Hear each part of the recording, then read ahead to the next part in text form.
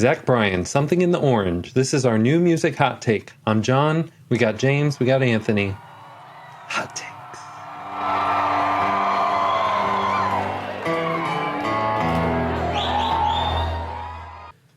Sad song.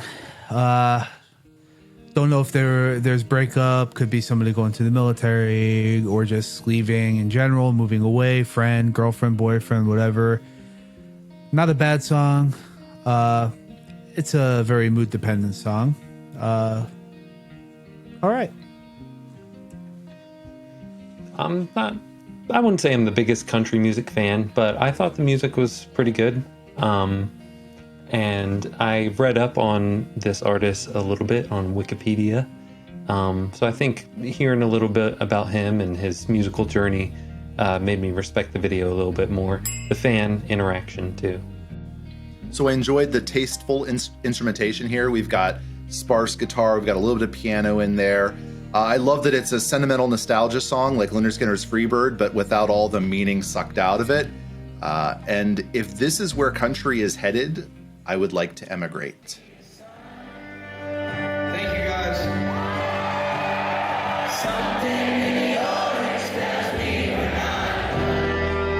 I think that Zach Bryan should send a check to the 25 million people, or the thousands of people rather, because he's got 25 million views on the video and they're not all his videos. So he should be sending checks out to the thousands of people that submitted video for his video. Maybe he did. Maybe he didn't. Maybe he didn't. I liked the video though, honestly. I thought the video went along well with the song. I had no choice but to listen to the lyrics because the music was not as interesting. Like, the music was good, but it wasn't that interesting to me. I do like some country. I went through the country phase when I was a young buck, as they would say in that realm. Garth Brooks, all that good stuff. Yeah. Hi, Garth. I know you're watching. Their 10th subscriber. 11th. Musically, nothing stood out other than just being like solid, good rhythm with the guitar, subtle piano. I don't know if this is the right word, but it didn't seem like corporate, you know? Yeah. Like the part where he said something about like the grass and the dew, and he's like, I hate you. Well, this is his previous hit, Heading South, I think does this as well. There's a beautiful part on that song where it actually pauses. He's talking about, I'm not quite sure the whole context, but these people who are heading south where they can play music as loud as they want. And there's this part of the song where he actually stops the music and he says that they respect nothing but f***ing dollar signs. Like you said earlier, John, knowing about this guy's history, he's not coming from, some corporate creation like like Limp Bizkit, right? Keep on rolling, baby. He's not some, creation Hybrid of theory. He's not one of these. Like, he was in the Navy. He started writing songs. He started putting them on YouTube they recorded him via an iPhone. People liked what he was doing, and now he's got, how many tens of millions of views for his songs. And we found this because it was on one of the top Billboard charts. So I'm with you, John. I think like there's something maybe a touch more authentic about this than Nickelback. But also this country point. Yes, it technically fits in the country genre, but it doesn't sound like any of that pop country stuff that's been going on for 20 years. Like every country song that I hear, and I don't hear a lot, but it's, I'm from the country, we're country people, we drive Ford trucks. It's like it's worse than punk. The whole genre is obsessed with talking about its own genre. This isn't. I really like this because it's talking about something beyond trying to prove that you're from some, little small town from out in the woods. And it seems like he's from there as well, but it's not a cliche in him trying to prove it to us. So if this is country, cool. I like this. I like this country. I do this all day.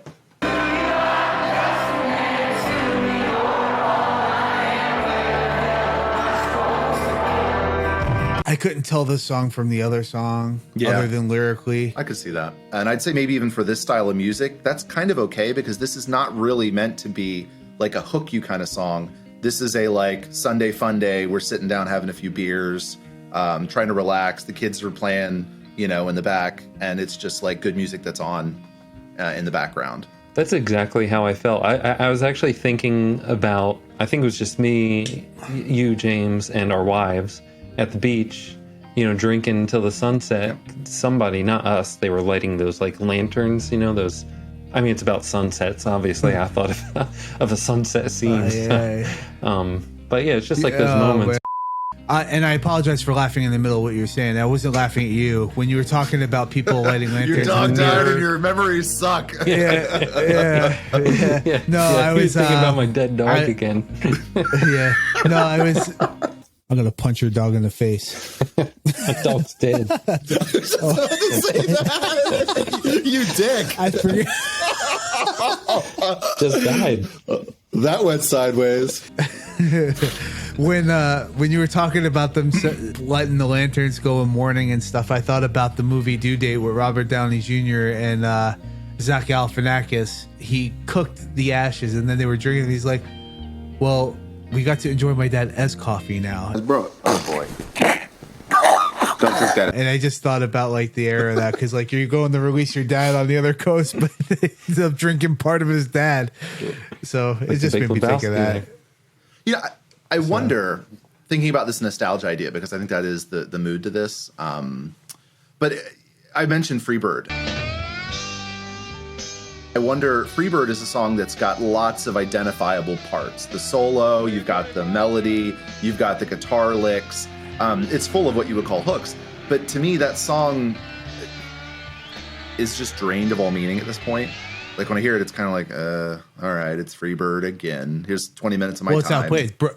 Yeah. Bro, same thing. Yeah, okay, fair enough. But I wonder, like, did people feel as touched by Freebird, in the 70s, as I imagine people feel touched by this song? Or is there something about the music being so layered and so produced, for lack of a better word, versus this, which is the exact opposite of that, that interferes with that?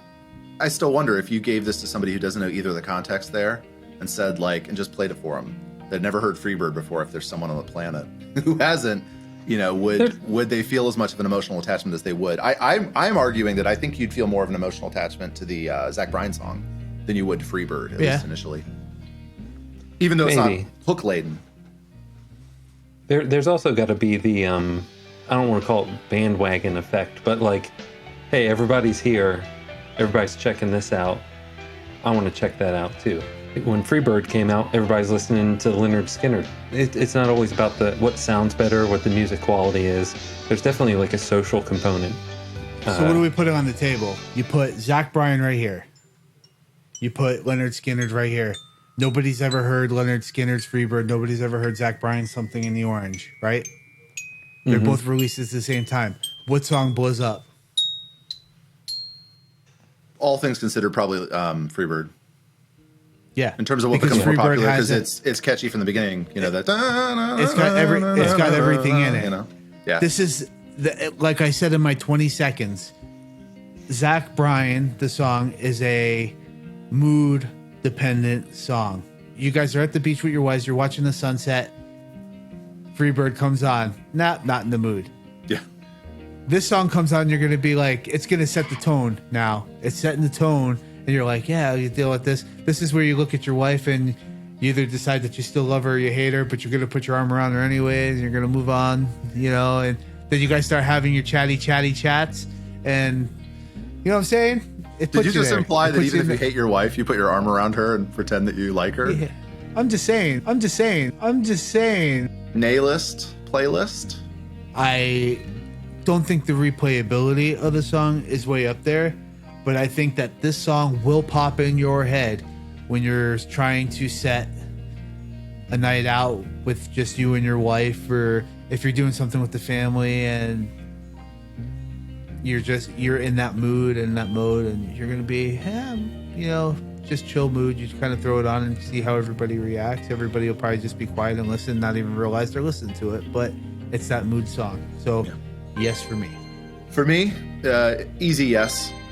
It's probably, of all the songs we've looked at so far, the one that I immediately, as soon as I listened to it, felt some emotional resonance with. That nostalgia. I'm not exactly sure what the word is, but I felt something. So yeah, don't know what it is. Indigestion. Emotions, James. Oh, is that? Oh yeah, I'm terrible with those. James. Yeah, but I liked it. Yeah. Are these feelings? the emotional impact of a song or a show or a movie, to me, is kind of one of the most important things. I mean, it's like, you know, I view music, TV, movies as art, you know, and art's supposed to move you.